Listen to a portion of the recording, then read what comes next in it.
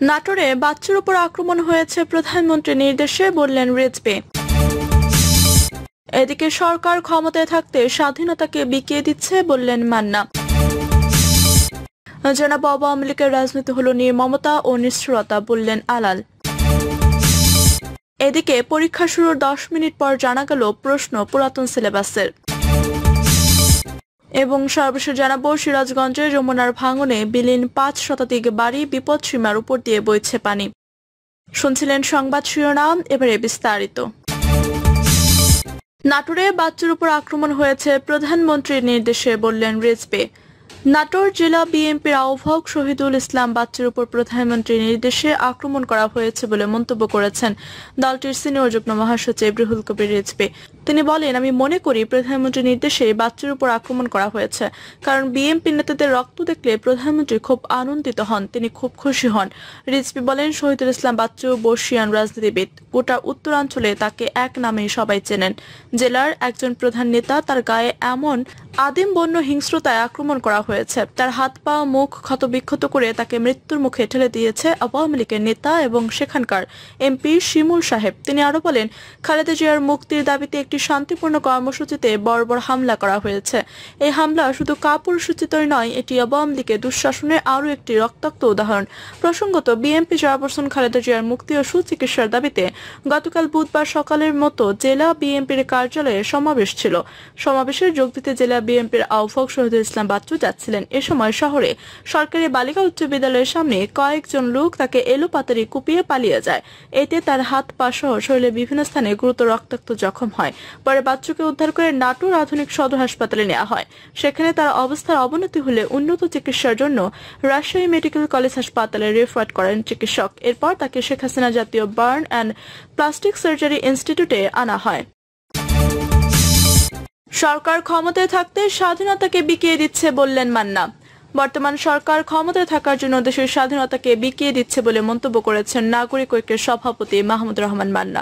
সরকার দেশের সার্বভৌমত্ব রক্ষা করতে পারে না মন্তব্য করে মাহমুদুর রহমান মান্না বলেন, সরকার জিনিসপত্রের দাম কমাতে পারছে না, জনগণের গণতান্ত্রিক অধিকার দেয় না, মানুষ ভোট দিতে পারে না, বেগম খালেদা জিয়াকে মুক্তি দিচ্ছে না, সরকার মানুষের উপর অত্যাচার নির্যাতন চালাচ্ছে। জয়নুল আবেদিন ফারুকের উপর যে নির্যাতন করা হয়েছে সেটির আজ পর্যন্ত কোনো বিচার হয়নি, এর বিরুদ্ধে আমরা আন্দোলন চালিয়ে যাব। তিনি আরো বলেন, সরকার ভারতের ট্রানজিট দেয়নি, সরকার সরাসরি করিডোর দিয়ে দিয়েছে। ভারতের ট্রেন বাংলাদেশে আসবে, ট্রেন মাল ট্রেনও হতে পারে, ট্রেনের মধ্যে কি থাকবে আমরা সেটা জানিও না। ট্রানজিটের পাশাপাশি যেভাবে স্যাটেলাইট সৃষ্টি করা হয়েছে, আমরা দেশের সব গোপন তথ্য ভারতের কাছে চলে যাবে। ভারতের সাথে যে সমঝোতা স্মারক করা হয়েছে এগুলো তাড়াতাড়ি বাতিল করেন, তা না হলে পরিণতি খারাপ হবে। আওয়ামী লীগের রাজনীতি হলো নির্মমতা ও নিষ্ঠুরতা, বললেন আলাল। আওয়ামী লীগের রাজনীতির পুঁজি হলো নির্মমতা ও নিষ্ঠুরতা, এমন মন্তব্য করেছেন বিএনপি চেয়ারপারসন উপদেষ্টা সৈয়দ মোয়াজ্জেম হোসেন আলাল। মোয়াজ্জেম হোসেন আলাল বলেন, 2007 সালে সামরিক বাহিনী কর্তৃক সমর্থিত সরকার আওয়ামী লীগ সভানেত্রীকে বিদেশ পাঠিয়ে দিয়েছিল। বেগম খালেদা জিয়াকেও দেশের বাইরে পাঠিয়ে দেওয়ার চেষ্টা করা হয়েছিল, কিন্তু সেদিন খালেদা জিয়া দৃঢ় কণ্ঠে বলেছিলেন, বাংলাদেশের 16 কোটি মানুষ আমার সন্তান, আমি মাটি ছেড়ে কোথাও যাব না। এমনকি শেখ হাসিনাকে দেশে ফেরত দেওয়ার সুযোগ দিতে তিনি সে সময় বিবৃতি দিয়েছিলেন, তাকে আটকে রাখা অনৈতিক, অগণতান্ত্রিক। সুতরাং আজকে খালেদা জিয়ার প্রতি কৃতজ্ঞতা প্রকাশ তো দূরের কথা, শেখ হাসিনা তাকে জেলে রেখে তার সাধারণ সম্পাদক দিয়ে খেলা হবে বলছেন। নির্মম, নিষ্ঠুর ও রসিকতা হচ্ছে আওয়ামী লীগের রাজনীতির মূল পুঁজি। সেটা আমরা অতীতেও দেখেছি শেখ মুজিবুর রহমানের আমলে। তিনি বলেন, সাবেক চিফ হুইপ জয়নুল আবেদিন ফারুককে যারা অমানবিকভাবে টানা হেচড়া করেছেন তারা আসলে পুলিশের লোক নয়, তারা পুলিশ লীগের লোক। এই লীগ করতে করতে আজকে দেশটাকে খেলাধুলার ক্ষেত্রে পরিণত করেছে। আমি বলবো, খেলার ইচ্ছা থাকলেই রাষ্ট্রকে নিয়ে খেলবেন না, সাধারণ মানুষের জীবনকে নিয়ে বারবার খেলবেন না। আলাল বলেন, দেশের মানুষ আজ অতিষ্ঠ, বাজারে প্রতিটি নিত্য পণ্যের দাম আকাশ ছোঁয়া হয়ে গেছে। তারা শরীরের দরকারি জিনিস, প্রোটিন ঠিকমতো সংগ্রহ করে খেতে পারে না, তারা অত্যাচারে জর্জরিত, তার মধ্যেও বড় বড় কথা, নিজেদের যা খুশি তাই করা। দেশের সব প্রতিষ্ঠানে দলীয়করণ করেছে। আলাল আরো বলেন, আমরা চেষ্টা করছি আবারও সবাইকে ঐক্যবদ্ধ করে আগামীতে আন্দোলনের নতুন কর্মসূচি আসবে, আপনারা সবাই সেই আন্দোলনের পূর্বের ন্যায় সামিল হবেন, কারণ আওয়ামী লীগকে ঠেকাতে না পারলে দেশে সবকিছু ধ্বংস হয়ে যাবে। আমরা ভারতের সঙ্গে বৈরী সম্পর্ক চাই না, তবে ট্রানজিট ও করিডোরের নামে তাদের গোলামি করব না। এ সময় তিনি সংশ্লিষ্টদের অবিলম্বে খালেদা জিয়ার মুক্তি ও বিদেশে সুচিকিৎসা দেওয়ার আহ্বান জানান। পরীক্ষা শুরুর 10 মিনিট পর জানা গেল প্রশ্ন পুরাতন সিলেবাসের। পরীক্ষা শুরু হওয়ার 10 মিনিট পর জানা গেল শিক্ষার্থীদের হাতে যে প্রশ্নটি গিয়েছে সেটি পুরাতন সিলেবাসের। বিষয়টি কেন্দ্রের এক শিক্ষার্থীর নজরে আসলে নড়েচড়ে বসেন কেন্দ্র সচিব ও দায়িত্বপ্রাপ্ত শিক্ষকগণ। প্রথম দেয়া প্রশ্ন তুলে নিয়ে পুরাতন নতুন প্রশ্ন শিক্ষার্থীদের হাতে দেন কেন্দ্র সচিব। এর মধ্যে শিক্ষার্থীদের 10 মিনিট অতিক্রম হয়ে গেছে।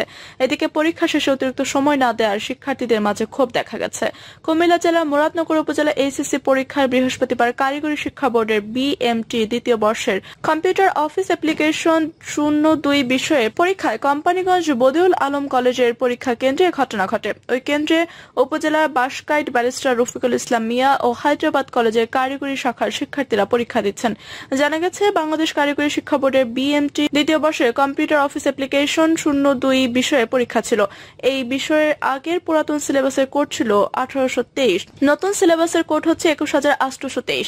কিন্তু 1823 কোড বিএম শাখার জন্য প্রযোজ্য ছিল, অথচ কেন্দ্রে কোনো বিএম পরীক্ষার্থী ছিল না। সবাই নতুন সিলেবাসের বিএমটি শাখার শিক্ষার্থী ছিল এবং তাদের পরীক্ষার বিষয় কোড ছিল 21823। বাসকাইট কলেজের কেন্দ্র সচিব প্রভাষক নজরুল ইসলাম ভূঁইয়া পুরাতন সিলেবাসের 1823 কোডের 2 বান্ডেল প্রশ্ন খুলে পরীক্ষার্থীদের মাঝে বিলি করেন। একজন পরীক্ষার্থীর অভিযোগের ভিত্তিতে তারা বুঝতে পারেন যে বিষয় কোডটি ভুল কাটা হয়েছে। তারপর নতুন সিলেবাসের 21823 কোডের বিষয়ের প্রশ্ন খুলে হলে পুনরায় প্রেরণ করা হয়। মাঝে 10 মিনিট অতিবাহিত হয়ে যায়। এ বিষয়ে ছাত্রদের মধ্যে ব্যাপক উত্তেজনা ও হই হুল্লোড় শুরু হলে পরবর্তীতে 10 মিনিট বাড়িয়ে দেওয়ার প্রতিশ্রুতি দিয়ে তাদেরকে নিবৃত্ত করা হয়। কিন্তু পরীক্ষা শেষে সময় সমন্বয় না করায় শিক্ষার্থী ও অভিভাবকদের মাঝে ক্ষোভের সঞ্চার হয়েছে। কেন্দ্র সচিব নজরুল ইসলাম ভূঁইয়ার কাছে জানতে চাইলে তিনি বিষয়টি পুরোপুরি অস্বীকার করেন। বলেন, এই ধরনের কোনো ঘটনায় ঘটে নাই কেন্দ্রে। প্রশ্নপত্রের সবকটি বান্ডেল কেন খোলা হলো এমন প্রশ্ন করলে তিনি লাইন কেটে দেন। এ বিষয়ে জানতে চাইলে উপজেলা নির্বাহী কর্মকর্তা মোহাম্মদ সিফাত উদ্দিন পুরাতন সিলেবাসের প্রশ্ন দেওয়ার কথা স্বীকার করে বলেন, সঠিক প্রশ্নটি খুঁজে না পাওয়ায় ভুলক্রমে পুরাতন সিলেবাসের প্রশ্নটি বিতরণ করা হয়। তবে কোনো পরীক্ষার্থী যদি কোনো সময় নষ্ট হয়ে থাকে তাকে সময় বাড়িয়ে দেওয়া হয়েছে। সিরাজগঞ্জের যমুনার ভাঙ্গনে বিলীন 5 শতাধিক বাড়ি, বিপদ সীমার উপর দিয়ে বইছে পানি। ভারী বৃষ্টি উজান থেকে নেমে আসা পাহাড়ি ঢলের কারণে সিরাজগঞ্জে বিপদ সীমার উপর দিয়ে প্রভাবিত হচ্ছে যমুনা নদীর পানি। সেই সঙ্গে জেলার নদী তীরবর্তী অঞ্চলগুলোতে শুরু হয়েছে তীব্র ভাঙন। মাত্র সপ্তাহের ব্যবধানে পানির তোড়ে নদী গর্ভে বিলীন হয়েছে 5 শতাধিক বাড়ি ও ফসলি জমি। আজ সকালে সিরাজগঞ্জ হার্ট পয়েন্টে যমুনা নদীর পানি 12 ঘন্টায় 21 সেন্টিমিটার বেড়ে বিপদ সীমায় 1 সেন্টিমিটার উপর দিয়ে প্রভাবিত হচ্ছে। একই সময়ে কাজীপুর মেঘাই পয়েন্টে নদীর পানি বেড়েছে 24 সেন্টিমিটার। খোঁজ নিয়ে জানা যায় যমুনার পানি বাড়ার সঙ্গে সঙ্গে জেলার কাজীপুর উপজেলার খাস রাজবাড়ী, সদর উপজেলার কাবালকুলা ও শাহজাদপুর উপজেলার জালালপুর এবং কৈজুরি ইউনিয়নের 1 সপ্তাহ ধরে তীব্র ভাঙন চলছে।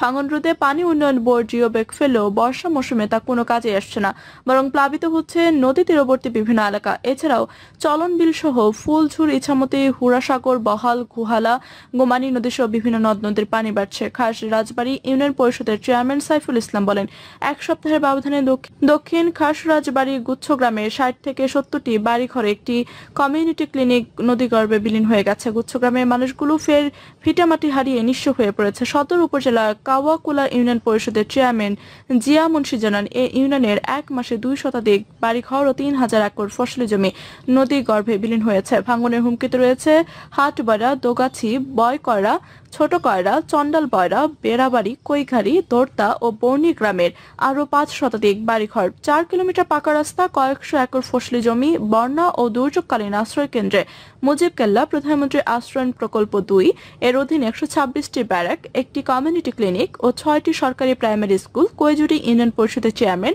মোয়াজ্জেম হোসেন খোকন বলেন, কয়েকদিন ধরে হাট পাঁচিলে তীব্র ভাঙন শুরু হয়েছে। ভাঙন কবলিত এলাকা পরিদর্শনে এসে তালিকা তৈরির নির্দেশ দিয়েছেন ইউএনও।